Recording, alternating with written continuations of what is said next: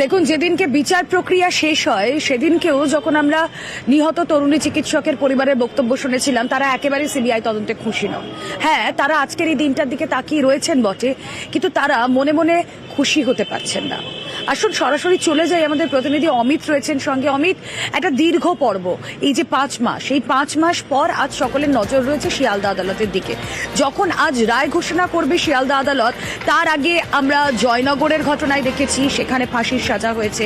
আমরা ফারাক্কার ঘটনা দেখেছি, আমরা গতকাল গুড়াপের ঘটনা দেখলাম। এগুলো দৃষ্টান্ত, এগুলো থেকেও সাধারণ মানুষ বটে, পরিবার বটেই, আমরা প্রত্যেকেই কি আশা করতে পারি?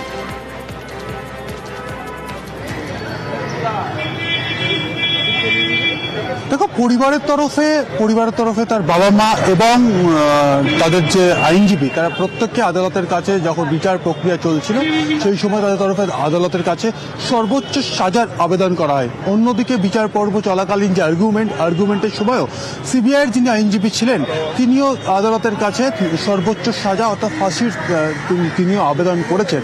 তবে আমরা যে টাইম লাইন যদি দেখি, একদম শুরু থেকে আমরা যদি যাই, 9 অগস্টের ঘটনা, তারপরে আমরা দেখেছিলাম কলকাতা পুলিশ 3টে সেকশনে মামলা রুজু করেছিল। বিএনএস এর 64, 66, 103 ক্লজ 1 অর্থাৎ 64 মানে ধর্ষণ, 66 অর্থাৎ ধর্ষণজনিত কারণে মৃত্যু এবং 103 ক্লজ 1 খুন। এই 3টে ধারাতে মামলা রুজু করে কলকাতা পুলিশ। 13 তারিখ অগস্ট মাসের 13 তারিখ কলকাতা হাইকোর্টের নির্দেশে তদন্তভার সিবিআইয়ের হাতে যায়। সিবিআই ওই দিন রাতে এফআইআর করে এবং তারা তদন্ত করছিল। আমরা দেখেছি 7 অক্টোবর অর্থাৎ ঘটনার ঠিক 2 মাসের মাথায় 58 দিনের মাথায় সিবিআই তরফে সঞ্জয় রায়ের বিরুদ্ধে চার্জশিট দেওয়া হয়। 3টে সেকশনে চার্জশিট দেওয়া হয়। 4 নভেম্বর চার্জ গঠন করা হয়। 11 নভেম্বর থেকে বিচার প্রক্রিয়া শুরু হয়েছিল। বিচার প্রক্রিয়া চলাকালীন আমরা দেখেছিলাম সিবিআইয়ের তরফ থেকে 51 জন সাক্ষীকে আদালতে নিয়ে আসা হয়েছিল সাক্ষ্য গ্রহণ। আদালতে বিচারকের সামনে তারা নিজেরা সঞ্জয় রায়ের বিরুদ্ধে সাক্ষ্য দিয়েছেন এবং 9 জানুয়ারি এই বিচার প্রক্রিয়া শেষ হয়েছে এবং আজকে বেলা 2:30 নাগাদ রায়দান রয়েছে।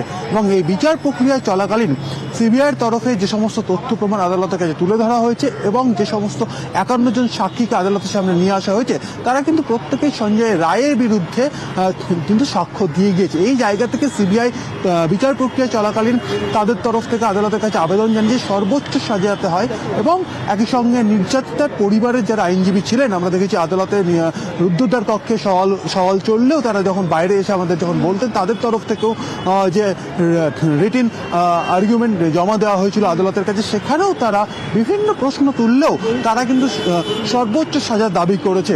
এই জায়গা থেকে আজকে বেলা 2:30 নাগাদ শিয়ালদার অতিরিক্ত জেলা ও দায়রা আদালতে আজকে কিন্তু রায়দান রয়েছে। এবার আমাদের দেখার যে আদালতের তরফে কি রায় দেওয়া হচ্ছে, কারণ আমরা দেখেছি যে নাগরিক সমাজ, সাধারণ মানুষ, এমনকি রাজ্য সরকারের তরফে ঘটনার পরে 9 তারিখে ঘটনা 12 তারিখে যখন মুখ্যমন্ত্রী ওনাদের বাড়ি গিয়েছিলেন, তিনিও বলেছেন সর্বোচ্চ সাজা তারা চাইছে, রাজ্য সরকার চাইছে। কলকাতা পুলিশ যখন তদন্ত করছিল সেই সময় আমরা দেখেছি যে 9 তারিখে ঘটনা, 10 তারিখ সকালে সঞ্জয় রায়কে গ্রেপ্তার করা হয়। 10 তারিখে সাজা সব স্তরের মানুষ চাইছেন, আম জনতা থেকে সেলিব্রিটি যারা আন্দোলনকারী হিসেবে প্রথম সারির মুখ ছিলেন, তারাও চাইছেন সর্বোচ্চ সাজা।